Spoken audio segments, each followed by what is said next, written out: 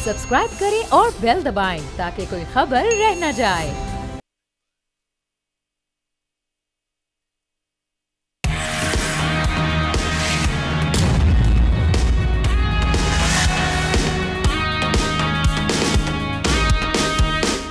अस्सलामुअलैकुम, आप देख रहे हैं न्यूज़ पंच। मैं हूं आमना खटाना। आज सारा दिन हमने देखा कि न्यूज़ कॉन्फ्रेंसेस होती रही। इस मरतबा के इलेक्शन इस हवाले से भी बड़े मुनफरिद हैं कि हारने वाली जमातें नहीं बल्कि जीतने वाली जमातें भी धांधली का शोर मचा रही हैं। जैसे पीपल्स पार्टी का ये कहना है कि इलेक्शन में धांधली तो हुई है लेकिन हम जमहूरियत की खातिर सड़कों पर नहीं हैं। फिर ये भी खुदा की कुदरत है कि एमक्यूएम एक तरफ तारीखी फतह का ऐलान कर रही है, दूसरी तरफ मैंडेट पर डाका डालने का शिकवा भी कर रही है, जबकि Jamaat Islami, grand democratic alliance GDA, PTI और JUI पुरजोर तरीके से सरापा एहतजाज है। आज GDA का हमने भरपूर धरना देखा, उनकी जानिब से जो एक एहतजाज किया गया मैसिव किस्म का। इस तमाम ड्रामे का दिलचस्प पहलू JUI और PTI का मिलकर एहतजाज करना है, यानी तहरीक इंसाफ ने इस जमात से हाथ मिला ली है जिसके सरबराह उनकी हुकूमत गिराने वाली इत्तेहादी जमातों PDM की सरबराही कर रहे थे। खैर, दूसरी जानिब मुल्क भर में 8 फरवरी को होने वाले आम इंतखाबात कलअदम करार देने की दरख्वास्त सुप्रीम कोर्ट में समाअत के लिए मुकर्रर भी हो गई है, जिसकी समाअत चीफ जस्टिस काजी फाइज ईसा की सरबराही में 3 रुकनी बेंच 19 फरवरी को करेगा। जबकि अमरीका की अगर बात करें से भी 8 फरवरी के इंतखाबी नताइज पर तहफ़्फ़ुज़ात का इजहार किया जा रहा है, जिस पर पाकिस्तान ने अपना रद्द-ए-अमल देते हुए वाज़ेह अल्फाज में कहा कि इंतखाबी अमल पाकिस्तान का इंटरनल मैटर है। पाकिस्तान अपनी आईनी जिम्मेदारियों को संजीदगी से लेता है, हम अपनी आईनी जिम्मेदारी भरपूर अंदाज में निभाते रहेंगे। अब इस तमाम तर सूरत हाल में हमारे सामने सवाल ये है कि वो सियासी इस्तेहकाम जिसके लिए इलेक्शन का इंतज़ार किया जा रहा था और ये कहा जा रहा था कि बाद अज़ इंतखाबात मुल्क में सियासी और मुआशी इस्तेहकाम आएगा, वो तो अभी हमें यहाँ पर एक क्योस दिखाई दे रहा है। तो धांधली के शोर, एहतजाज की कॉल्स में मुल्क में सियासी इस्तेहकाम लाना कैसे मुमकिन है, इसका सवाल हम लेंगे अपने तज्जियाकारों से।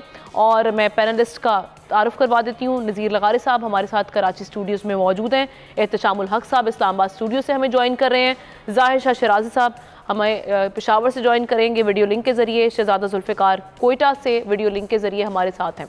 तो मैं आगाज़ करूँगी लगारी साहब से ही। लगारी साहब, ये जो अभी सारा दिन आपने भी देखी है, ख़ास तौर पे अगर हम बात करें GDA का, जो आज देखते रहे हम सारा दिन, सबकी नज़रें उस पर थी, इतना बड़ा सिट इन उनकी जानिब से किया गया, ये सियासी इस्तेहकाम कैसे आएगा? हर बंदा तो सड़क पे नज़र आ रहा है हमें।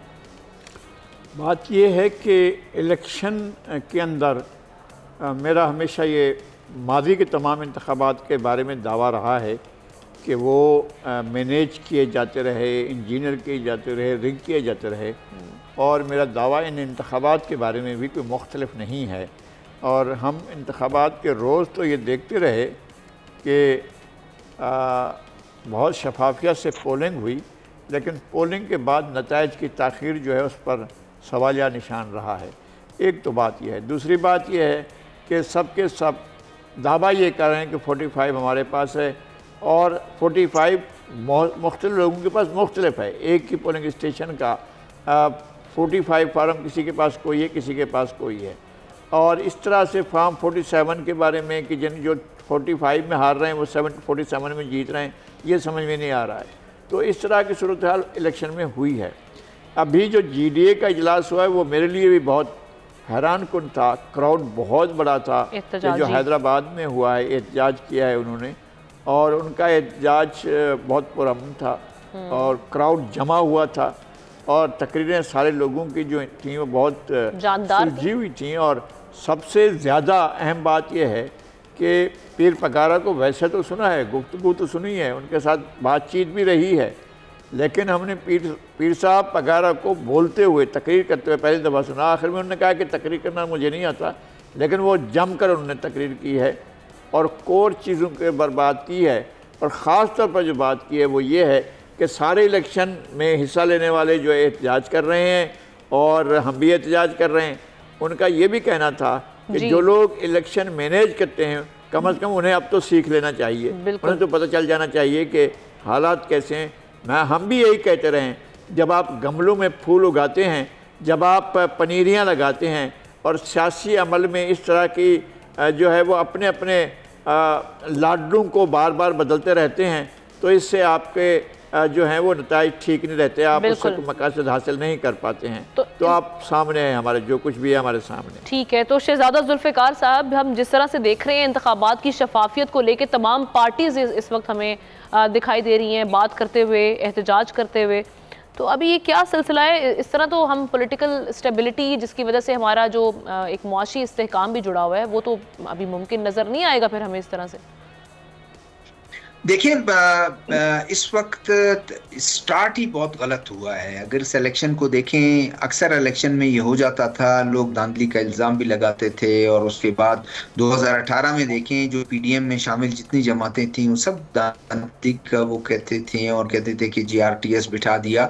लेकिन असम्बलियाँ हुई, असम्बलियों के बाद जो है उनका इनेकाद हुआ, उसके सेशन हुए, उसमें जाके हल्फ भी उन्होंने ले लिया, और उसके बाद उन्होंने कहा हम एक मजबूत अपोजिशन के तौर पर जो है सामने आएंगे। वो करते रहे, सारा कुछ होता रहा, लेकिन इस तरह की चीज यहाँ स्टार्ट ही गलत हुआ।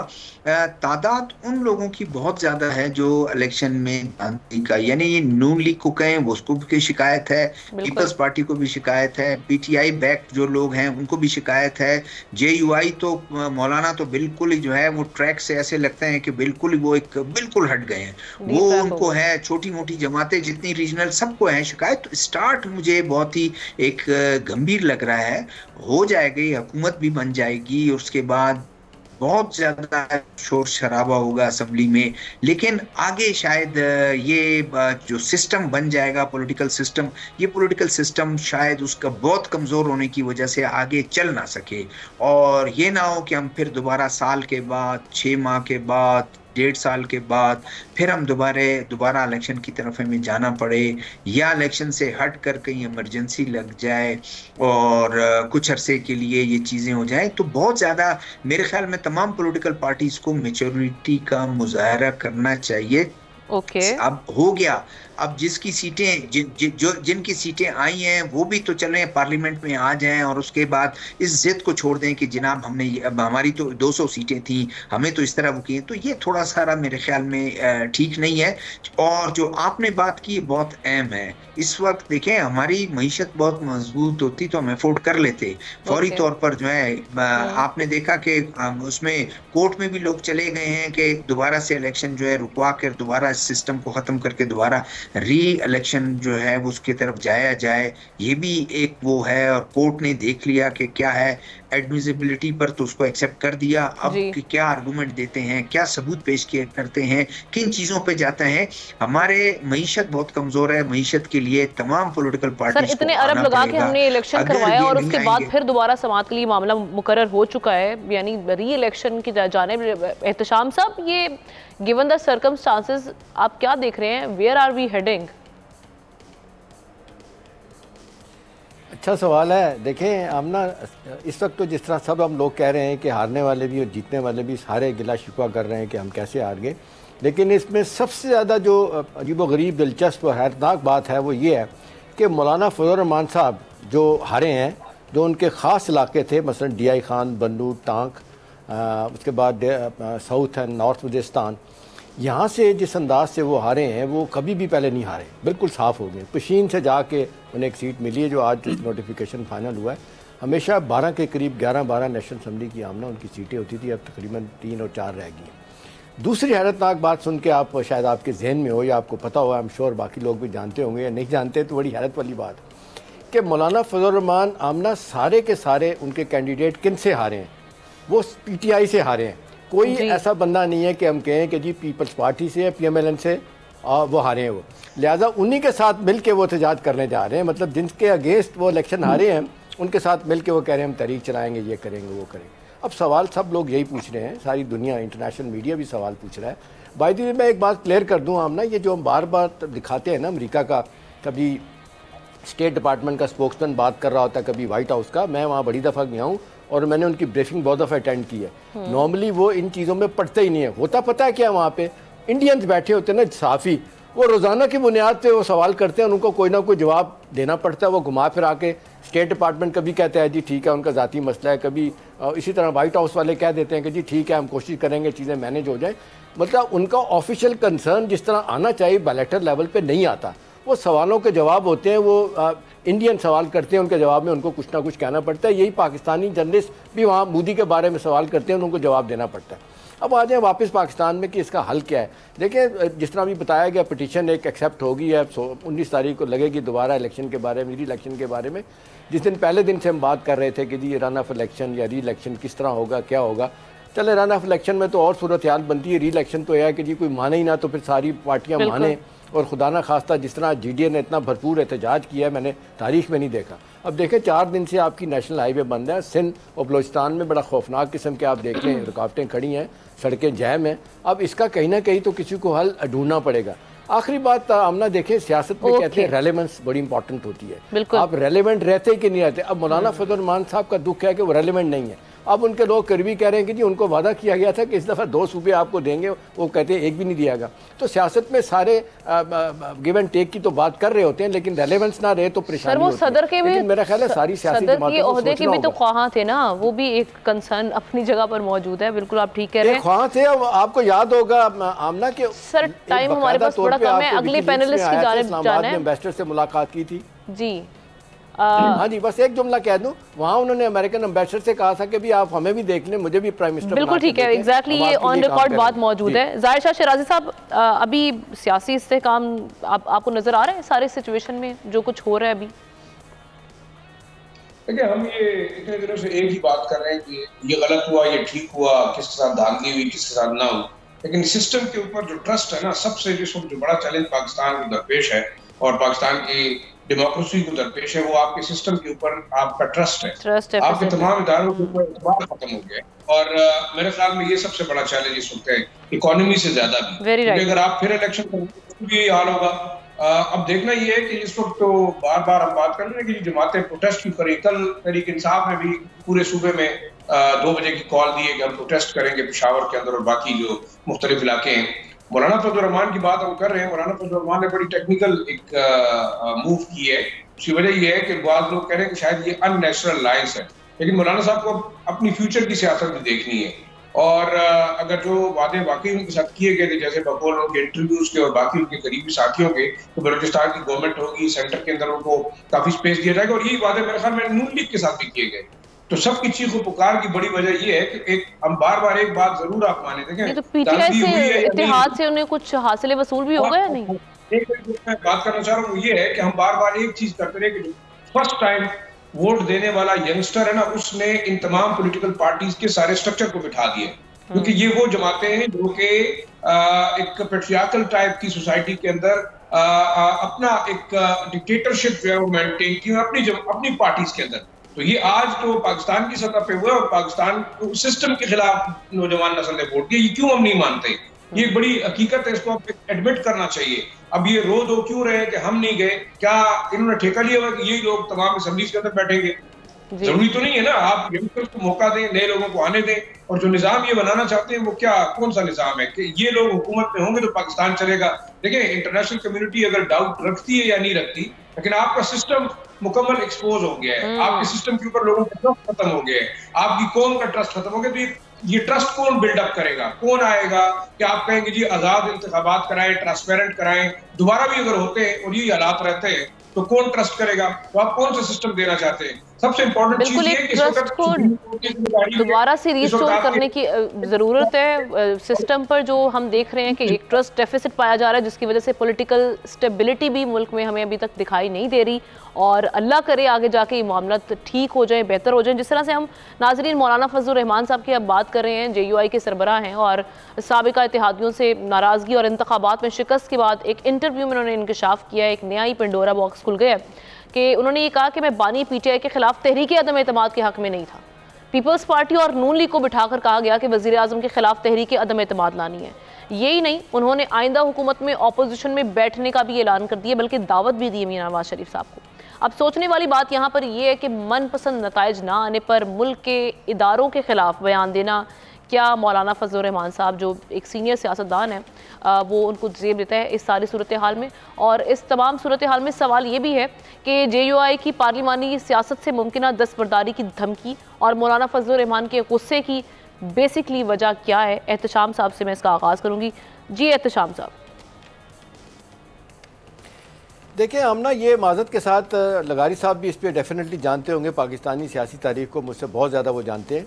देखें मैं ये बात बड़े दावे से तो नहीं कहना चाहता, लेकिन मैं अपने बड़े हम्बल स्टाइल में बात करूँगा कि ये मौलाना फजल रहमान साहब का इस स्टेज पे ये कहना कि जी मैं इसके ख़िलाफ़ था अदम एतमाद के, मैं नहीं मानता। वो बिल्कुल ऑन बोर्ड थे। नवाज शरीफ साहब अकेले वो हमेशा कहते थे कि ये काम मत करें, ये पीटीआई की हुकूमत को 5 साल मुकम्मल करने दें, ये खुद इरेलीवेंट हो जाएंगे। क्योंकि आपने देखा 3.5 साल में उनका जो हाल हुआ था, हुकूमत में रहते हुए 14 बाई इलेक्शन उन्होंने हारे थे। इसी तरह आखिरी डस्का का इलेक्शन जिस तरीके से वो जीते थे, जो हाल हुआ तो आपको पता ही है। तो सवाल इस वक्त यह है कि ये बयानियाँ बनाने की ज़रूरत क्यों है। देखें वो मैसेजिंग कर रहे हैं, सिग्नलिंग पोस्टरिंग है उनकी कि वो अब मैदान से हटे हुए हैं। पीपल्स पार्टी से भी उनकी नाराज़गी है, उसके बाद नवाज शरीफ साहब भी नाराज़ हैं। कहा जाता है कि प्राइवेटली नवाज शरीफ साहब ने भी और जरदारी साहब ने कहीं ना कहीं कमिट किया हुआ था कि जी ना सिर्फ आपको 2 सूबे देंगे बल्कि आपको प्रेसिडेंशियल में भी ले जाएंगे। लेकिन आपने देखा जरदारी साहब तो बिल्कुल अपना स्टैंड इतनी तेज़ी के साथ तेज़ करते हैं। यानी आप देख रहे हैं वो पहले कह रहे थे कि जी हमें नवाज शरीफ साहब नहीं चाहिए, बिलावल साहब भी यही कहते थे, और फिर उन्होंने कहा जी हमें शहबाज शरीफ साहब मंजूर हैं। अब परसों की बात यह है कि शहबाज शरीफ साहब के बाद उन्होंने मैसेज दिया कि नहीं जी हमें तो शहबाज शरीफ साहब नहीं चाहिए, इन्होंने तो बड़ा बेड़ा गर्क किया, नवाज शरीफ को आना चाहिए। अब वो कहते हैं ये सिर्फ अपना रेट बढ़ाने के लिए ताकि पीएमएलएन नेगोशिएटिंग टेबल पे आ जाए, उनकी बातें माने। सर तो बात पीएमएलएन या मुख्तदरा हलकों से भी वो नाराज हैं, बातें कर रहे हैं, वो वहां से भी चाह रहे हैं कि कुछ उनको सिग्नल दिया जाए। देखें मुख्तदा से तो इसलिए नाराज़ हैं कि आपने देखा कि जब उन्होंने पहली दफ़ा, आपको याद होगा 2019-20 में यहाँ पे आके जब किया था, उन्होंने धरना दिया था, उसके बाद चले गए थे और कहते थे मुझसे वादे किए गए थे। चौधरी शुजात साहब उनके पास गए थे, उसके बाद फिर तब्दील किया उन्होंने। फिर वो जो तकरीरें करते थे मुख्तरा के ख़िलाफ़, उन्होंने बिल्कुल जिसको कहते हैं 180 डिग्री का टर्न लिया था और टोटली बानी पीटीआई के ख़िलाफ़ हो गए थे। आज देखें बानी पीटीआई के साथ किस तरह गेम बननी है। सिर्फ फ़र्क यही है कि वो चाह रहे हैं कि हमें भी देखा जाए भाई जिन लोगों ने सारा गेम प्लान बनाया। वैसे ज़ाती तौर पे आमना अगर मुझसे पूछे तो मुझे इस बात का बड़ा रंज है कि जो जहाँ से पीटीआई जीती है, मतलब पूरे केपी से जीत लिया आपने, इलेक्शन फेयर है, उधर देख ले पीएमएलएन के सारे स्टालवर्ट हार गए हैं। वो जी वो तो उनकी किस्मत में यही था, उनके साथ होना ही यही था। वो भाई ऐसा क्या है कि जहाँ आप हारे हैं आप मानने के लिए तैयार ही नहीं है। और कोई बंदा, लगारी साहब ज़्यादा बेहतर बताएंगे कि पंजाब की पार्टी है, जीटी रोड की पार्टी है, ऐसा हो सकता है कि जो हमेशा 40 साल से सीटें ले रही हैं कराची से अटक तक, उसे कोई सीटें ना मिले। भाई ये कम से कम ऐसी बात करें ना, मैटर टू मैटर जो समझ भी आए। और आखिरी बात जो है ना, ये फॉर्म 45 का इसने अजाब डाल दिया है। फॉर्म 45 है क्या है? वो सारे लोगों का रिजल्ट कंपाइल होकर एक जगह आता है और फिर फॉर्म 47 में कंसोलिडेशन होती है और वो आगे दे दिया जाता है। आज जिस तरीके से स्क्रीनशॉट दिखाए जा रहे हैं उसके, वो तो लगता है कि डिजिटल मीडिया पे चला के सारा काम किया गया। सारा दिन हम इस पे आज डिस्कशन सुनते भी रहे हैं, वो पीएमएलएन की जानिब से आज पूरा दिन इस पे न्यूज़ कॉन्फ्रेंस होती रही है, वो भी ये समझाते रहे फॉर्म 45 और 47 के हवाले से। हम मौलाना साहब पे स्टिक करते हैं और मैं जाऊँगी शहजादा जुल्फ़िकार साहब की जानिब। सर ये मौलाना फजल रहमान साहब क्यों, अब उनको क्या रिग्रेट हो रहा है, उनको अब ख्याल आया है जब उसके बाद इंतखाबात हो गए हैं, तब वो आकर कह रहे हैं कि बानी पीटीआई के खिलाफ तहरीक अदम एतमाद किस तरह से प्लान की गई थी। ये बातें उस वक्त ये जब वो कर रहे थे या उस साजिश का हिस्सा बन रहे थे, उस वक्त उनको ख्याल नहीं आया, या ये बातें बनाई जा रही हैं, ये बयानियाँ बनाए जा रहे हैं उनकी जानिब से? देखिए हमने ये बात तो कोई उनकी यकीन नहीं करेगा कि मैं हक में नहीं। जी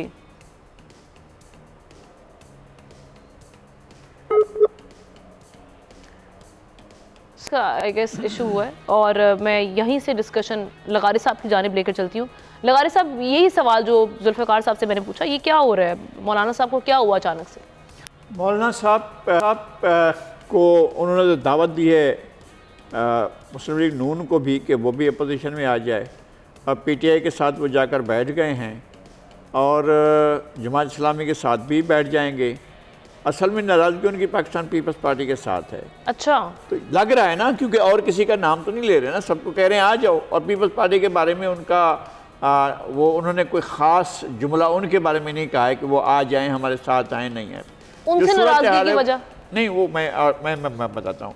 2021 की सूरत हाल तो ये थी कि ये पीडीएम के सरबराह थे जी, और ये सब कह रहे थे कि जनाब असम्बलियाँ छोड़ो और हम जो है जाते हैं तहरीक की तरफ। ठीक है। अकेले जरदारी साहब थे जो कह रहे थे कि भाई हमें भी, हमारे साथ भी धांधली हुई है, आप असम्बलियाँ ना छोड़ें, ये सिस्टम है, सिस्टम के अंदर रहें। और मौलाना ये बात मान गए थे, शुरू में ही मान गए थे और वो सिस्टम के साथ चल रहे थे। फिर दोबारा आया कि जनाब सब इस्तीफे देते हैं और चलते हैं। उसके बाद उन्होंने कहा कि भाई ये इलेक्शन आ रहे हैं, भाई इलेक्शन इनमें लड़ लें, आप देख लें आपकी पोजीशन क्या है।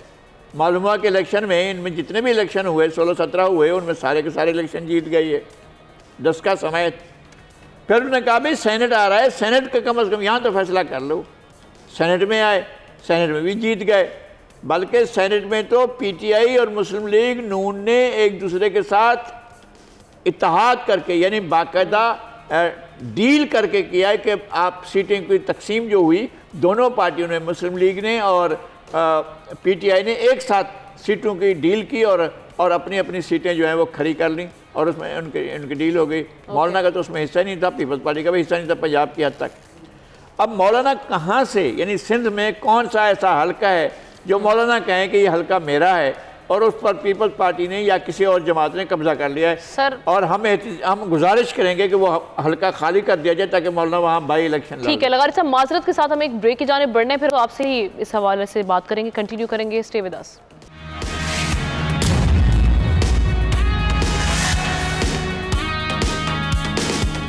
Welcome back once again. जिस तरह से ब्रेक पर जाने से पहले हम बात कर रहे थे मौलाना फजलुर रहमान साहब और उनके बाद जो रिएक्शन आता रहा दीगर पॉलिटिकल पार्टीज़ की जानिब से और उनके रिएक्शन पे फिर हाफिज़ हमदुल्ला साहब का भी रिएक्शन आ गया, तो ये अब मामला किस जानिब जाकर क्या एक रुख इख्तियार करेगा? शहजादा जुल्फ़िकार साहब से हम जानेंगे। जी शहजादा जुल्फ़िकार साहब, एक तो रीज़न क्या है और कहाँ जाता हुआ देख रहे हैं मामला? देखिए मैंने एक्सपेक्टेशन शायद मौलाना की अभी मैं सुन रहा था लगारी साहब ये कहते हैं एक्सपेक्टेशंस बहुत थी मौलाना साहब की कि केपीके में गवर्नरशिप मेरे जो वो अजीज हैं वो कंटिन्यू करेंगे और उसके बाद वहाँ मेरा हिस्सा होगा। बलूचिस्तान में शायद मुझे मौका मिले चीफ मिनिस्टरशिप के, मेरी पार्टी को खुद मैं काफ़ी एक गवर्नमेंट फॉर्मेशन में मेरा कलीदी किरदार होगा, ये एक्सपेक्टेशन क्योंकि उनके बॉडी लैंग्वेज से पता चल रहा है, उनके अल्फाज से पता चल रहा है। और दूसरी बात ये है कि हम ना ये दुनिया जानती है और ये कोई बात है आप हक में नहीं थे, आज अपने गुनाह का इतराफ करें, वो गुनाह है या उसको डिफेंड करें कि ये वजह थी, बिल्कुल हम शामिल थे। आज आप कह रहे हैं कि मैं हक में नहीं था, भाई हक में नहीं थे तो आप फौरन बाहर लोगों को कह देते मैं हक में नहीं था, लेकिन क्योंकि तमाम लोग दूसरे थे उनकी वजह से मैं अलग होता हूँ, अपने आप को अलग कर देते। उस गुनाह में शामिल होके उस गुनाह में आप मजे भी करते रहे, अपने बेटे को भी आपने जो है वजीर बनाया, अपने लोगों को वजीर बनाया, 3-3 4-4 वजारतें आपने ले ली और लुक्रेटिव वजारतें ले ली, मजे करते रहे। आज आप कहते हैं नहीं, ये बिल्कुल एक मैं समझता हूं, मुझे ये कहना नहीं चाहिए, ये अनडेमोक्रेटिक आपका वो है। आज आप बिल्कुल आज आप चाह रहे थे शायद प्रेसिडेंसी मुझे मिल जाए, आज मुझे सदर के लिए जो है वो एक्सेप्टेबल हो जाए, आज आपके सारे ख्वाब चकनाचूर हो गए। आप डेमोक्रेटिक आदमी बने, ये चीजें होती रहती हैं, नहीं हुआ आपको शिकायत है किसी प्रॉपर फोरम पर, ये शिकायत भी करते रहे, सारा कुछ करते रहे। आज आप ये कहते हैं कि मैं गेम में नहीं हूं, इन नहीं हूं, तो इस सारे गेम खराब हो जाए, ऐसा नहीं है। तमाम पॉलिटिकल पार्टीज को अपनी शिकायत है जरूर है, लेकिन आपको आज आपने देखें, हमने एक चीज नोट किया होगा, आपने फौरी तौर पर कह दिया तो उसी वक्त कल रात ही एक प्राइवेट टीवी चैनल पे फौरी तौर पर ब्रेक आ गई कि उस वक्त नाम ले रहे हैं वो तो कोर कमांडर पेशावर थे, उनका तो कोई ताल्लुक ही किसी चीजों से नहीं थे, दूसरे थे सारे कुछ उसमें। तो ये आप किस तरह कह सकते हैं कि भाई जो है वो तमाम लोग थे, चीजों को भी आप गलत, जितना आप चीजों को अनफोल्ड करेंगे उतना ही जो आ गया। पीपल्स पार्टी ने भी उसका वो रिबटल जारी कर दिया, नून लीग ने रिबटल जारी कर दिया कि हकायक से हटके आप ये कहते हैं कि आप अपना सबूत दे दें जो चीजें पीपल्स पार्टी ये कह रही है कि हमने लॉन्च की थी तहरीक अदम एतमाद, ये हम लेकर आए थे, हमारा प्लान था और उसके बाद सबको ऑन बोर्ड लिया गया था। शाह साहब, ये सब कुछ करने से मौलाना साहब को अब कुछ हासिल हो जाएगा जो उनकी ख्वाहिशात हैं, जैसे हम जिक्र भी करें कि प्रेसिडेंसी की सीट पे भी उनकी नज़र थी, वो चाह रहे थे और दीगर मामला भी थे, कुछ हासिल होगा अब इनको? देखिए मेरे ख्याल में जितनी पॉलिटिकल पार्टीज है ना, जैसे बच्चों की तरह आपस में जो बच्चे खेलते हैं और कोई एक बच्चा घरौंदा बनाता है, दूसरा उसको तोड़ देता है, दूसरा आपस में लड़ते हैं, आपकी सूरत हाल ये है। और हम इसको ए डेमोक्रेटिक टाइप ऑफ की कोई एक्टिविटी के तो गलत नहीं होगा, मौलाना साहब ने बिल्कुल हम कह सकते हैं, लेकिन देखें मौलाना साहब काफी होशियार सियासतदान है, जो काम पीएमएलएन और पीपल्स पार्टी आपस में कर रही है मौलाना साहब उनके साथ कर रही है, तो इसमें क्या दुख की कौन सी बात है? मेरे ख्याल में एक बात आप नहीं मानते, जब पीएमएलएन ने बेनजीर भुट्टो की गवर्नमेंट गिराई, फिर पीपल्स पार्टी ने पीएमएलएन की गवर्नमेंट जो है वो गिराई, दो दफा तो एक दूसरे की हुकूमतें 2-2 साल के अंदर गिरा चुके हैं, तो कौन सी ऐसी नई बात हो रही है जिसके अंदर मौलाना साहब ने कोई नई कहानी सुनाई है? और एक बात ये लोग क्यों नहीं मानते कि ये आप तमाम जो पाकिस्तान का एक पपेट सिस्टम है, जितने आपके इस वक्त पॉलिटिकल जमातें हैं, तो वाकई क्या ये इतनी आजाद हैं? ये तो अपने अंदर डेमोक्रेसी को मेंटेन नहीं कर सकती। दूसरा आम बिल्कुल आपका नुकता, मौलाना साहब इस वक्त डबल गेम खेल रहे हैं। उसकी वजह ये है कि देखें, एक बड़ा अहम चीज है, ये बताएं कि तहरीक इंसाफ के जो इंडिपेंडेंट्स, उन्होंने उमर अयूब साहब को नॉमिनेट किया है प्राइम मिनिस्टर के स्लॉट पे। आप क्यों भूलते हैं? हो सकता है पीपल्स पार्टी कल उनको वोट दे दे और मौलाना साहब जो है हुकूमत में आए, तो आप इस बात को क्यों रूल आउट करते हैं? हम क्यों अज्यूम करते हैं कि वाकई हुकूमत PMLN की होगी या उनकी जमातों की होगी? अगर People's Party on the day of voting वाकई किसी ऐसे कैंडिडेट को वोट दे दे जो कि सबको एक्सेप्टेबल होगा, आप देख सकते हैं उनका बैकग्राउंड, उनकी हिस्ट्री, उनकी फैमिली की हिस्ट्री, तो आप इस बात को भी रूल आउट नहीं कर सकते। दूसरा देखें, मौलाना साहब अपनी गेम खेल रहे हैं, हो सकता है इस टैक्टिक से वो दोबारा बलूचिस्तान की गवर्नमेंट भी हासिल कर सकते, 10 से ज्यादा सीटें गवर्नर उनका पहले से मौजूद है। अच्छा, ये पॉसिबिलिटी है। तो एक चीज को देखना होगा। देखिए, कोई बात है कि वो सियासत ऐसी चीज है जिसके अंदर आप कुछ भी कर सकते हैं। ये काम जरदारी साहब ने परसों कुछ और कहा, आज कुछ और कह रहे हैं। शहबाज शरीफ साहब ने कल कुछ और कहा, आज भी कुछ और कह रहे हैं। तो मौलाना साहब मेरे ख्याल में अबव ऑल कोई शायद फरिश्ते नहीं है, वो एक सियासतदान है। बेशक अगर आप ये समझते हैं कि वो मजहबी सियासतदान है और हम उसको उसके लिए टारगेट कर रहे हैं, तो आई थिंक इस जंग के अंदर कोई भी आप एक्सपेक्टेशन कर सकते हैं। और अगर उसको आप इतनी बात करते हैं तो वो बात अलग है, वरना सियासत पे बात करेंगे तो सियासी जो चाले हैं वो तो तमाम लोग चल रहे हैं। तो मौलाना साहब ने चल दी तो मेरा ख्याल मुश्किल बात। चलें शाह साहब, हमें अपनी नेक्स्ट स्टोरी की जानिब बढ़ना है, लेकिन उससे पहले मैं चाहूंगी, लगारी साहब का कंप्लीट होने वाला था वन लाइनर। लगारी साहब, ये अब मौलाना साहब को कुछ मिल जाएगा ये सब करने से, या बस खाली हाथ मलते रह जाएंगे? नहीं, मेरे ख्याल में सेगमेंट पूरा हो गया, हम खामखा आगे बात करेंगे। मौलाना जो है वो एक बड़े मंझे हुए सियासतदान हैं। उन्होंने एक सोची समझी एक चाल चली है सियासी, और उन्होंने असल में ये शिकायत का तो पता है ना, शिकायत वो है कि जब ये सारे के सारी सियासी जमातें मिल बैठी हैं, जिस सीट पर मौलाना को बैठा होना चाहिए था उस सीट पर चौधरी शुजात हुसैन बैठे हुए थे। मैं ये बात कल भी कर चुका हूँ, और वो उनको ख्याल ये था कि मैं PDM का सरबराह था तो यहाँ मुझे होना चाहिए था ना। एक तरफ शहबाज शरीफ बैठे हैं, एक तरफ आसिफ अली जरदारी बैठे हैं, एक तरफ वो अपना सादिक संजरानी साहब बैठे हुए, एक तरफ खालिद मकबूल सिद्दीकी साहब बैठे हैं। उसमें तो अपने आप को देख ही नहीं रहे थे, इसलिए उनको ये जाहिर है शिकायत है, और ठीक है शिकायत उनकी, उनको तो वहाँ पे जाना चाहिए था, और इसलिए वो उठकर उस तरफ को चले गए। और बाकी जिनसे हारे हैं उन्हीं के खिलाफ एहतजाज करना है तो फिर उनकी अपनी मर्जी है, वो करें। और कहाँ हारे पूरे के पूरे KP में? उनने कौन सी सीट ऐसी है जो PTA से नहीं हारी है? उस हारने के बाद वो जा रहे हैं एहतजाज की तरफ। सुभान अल्लाह, जैसे हमारे इंतहाई काबिल एहतराम शाम साहब बता रहे थे, PTI ने तो सारे लोगों को हराया है, तो फिर ये सिचुएशन है ना, आपको मतलब दूसरी ऑप्शन ही नहीं है उनके पास। अगर उन्होंने सब पार्टीज को नॉकआउट कर दिया तो बात ही खत्म होगी PTI से। लेकिन मौलाना साहब फिर 7 सीटें जीते हैं सूबे के। चलें, सही है। जिस तरह से अभी हम नाजरीन देख रहे हैं कि मुस्लिम लीग नून और पीपल्स पार्टी के दरमियान एक आईनी ओहदों पर ताउन के लिए बातचीत जारी है, और इस सिलसिले में साबिक वज़ीर आज़म यूसुफ रज़ा गिलानी, मौजूदा स्पीकर कौमी असम्बली राजा परवेज़ अशरफ के नाम ज़ेरे गर्दिश हैं, जबकि मुस्लिम लीग नून के चेयरमैन सेनेट का ओहदा मांगने की खबरें भी सामने आ रही हैं। तो सवाल यहाँ पर ये उठता है कि आइंदा स्पीकर कौमी असम्बली और चेयरमैन सेनेट कौन होंगे? PMLN से होंगे या पाकिस्तान पीपल्स पार्टी से होंगे, क्योंकि इस हवाले से डिस्कशन हो रही है। ये सवाल लेके मैं शहजादा जुल्फ़िकार साहब की जाने बढ़ूंगी। सर, क्या देख रहे हैं आगे आप? देखिए, मुझे तो ये लगता है कि पीपल्स पार्टी, और वो इसमें पीपल्स पार्टी ने तो ये बात कही कि हम वोट आपको करेंगे, आपकी हुकूमत बना देंगे, आपके काबीना का हिस्सा नहीं बनेंगे। ताहम आगे जो उन्होंने कहा वो आप देखें, ताहम हम तमाम कॉन्स्टिट्यूशनल जितने आपके ओहदे हैं उसके लिए हम अपना उम्मीदवार खड़ा करेंगे, और इस वक्त मुल्क को आसिफ अली जरदारी की सदारत के लिए बड़ी ज़रूरत है जी। तो ये इसका मतलब ये है कि बार्गेनिंग करना चाह रहे हैं सदारत के लिए। अब ये देखना है कि नून ने क्या उनको देना है सदारत के लिए।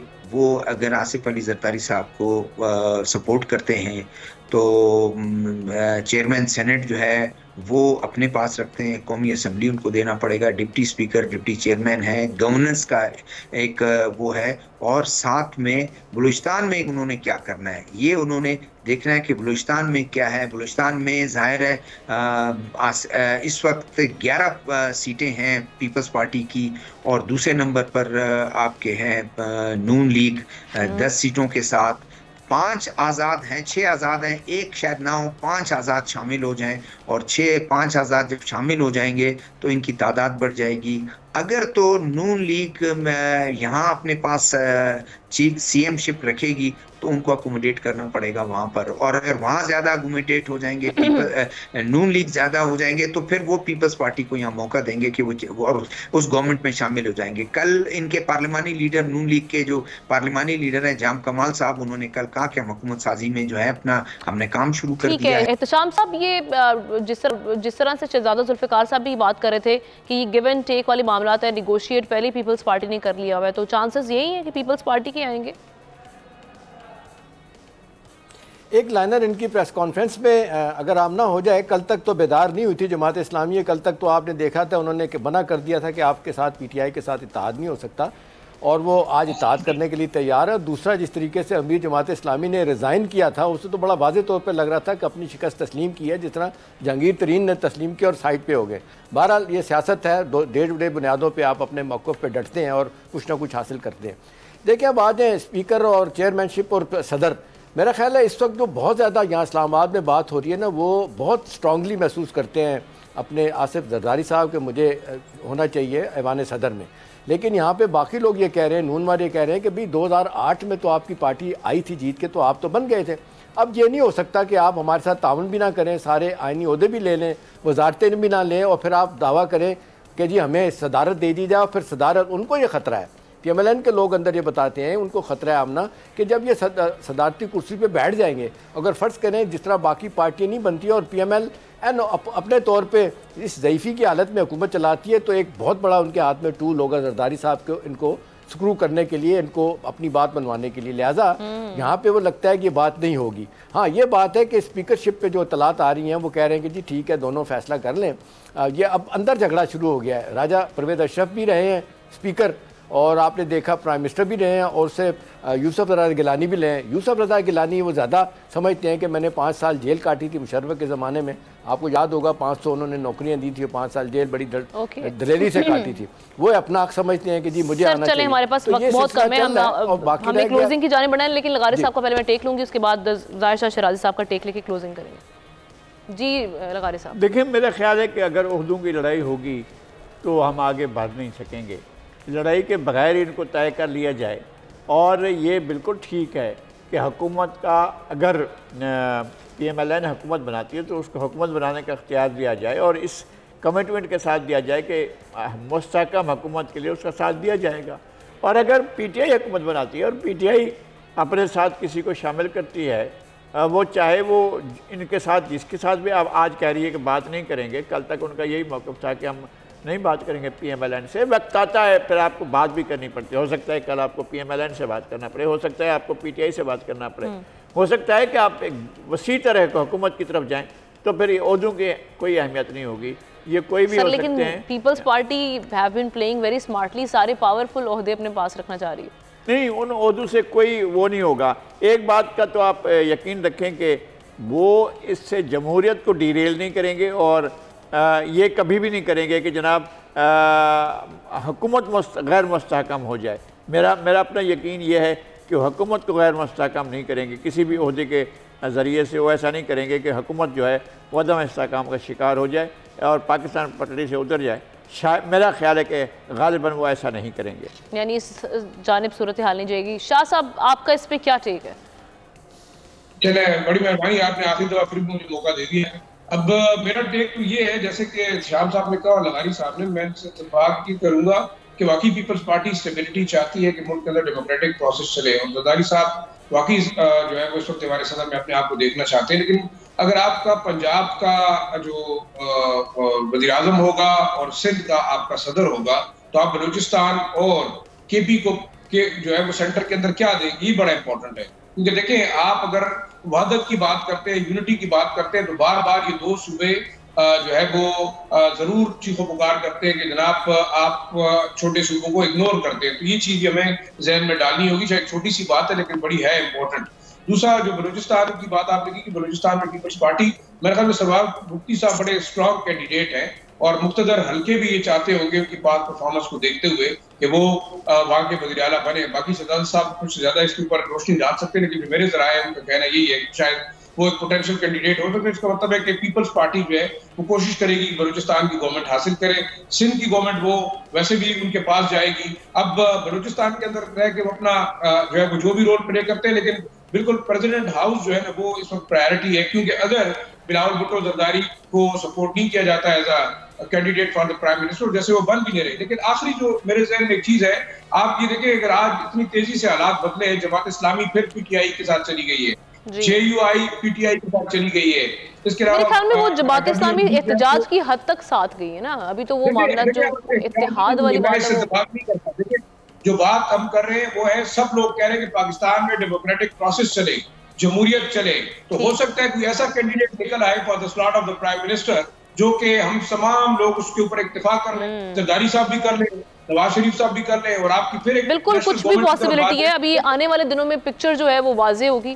मामला देख रहे हैं, तमाम पार्टीज के अपने अपने तहफ़्फ़ुज़ात भी मौजूद हैं, फिर साथ ही साथ जिस तरह से निगोशिएट भी हो रही है, डील्स बनाने का भी अभी वक्त है। सो अभी ये सारी चीज़ें हमारे सामने सिचुएशन मौजूद है। मैं अपने पैनलिस्ट का शुक्रिया अदा करूँगी, नज़ीर लगारी साहब, एहतशाम साहब, ज़ाहिर शाह शहराजी साहब, शहजादा जुल्फ़िकार साहब। इसके साथ ही आज के प्रोग्राम का वक्त ख़त्म हुआ चाहता है। कल आपसे मुलाकात होगी। अल्लाह हाफ़िज़।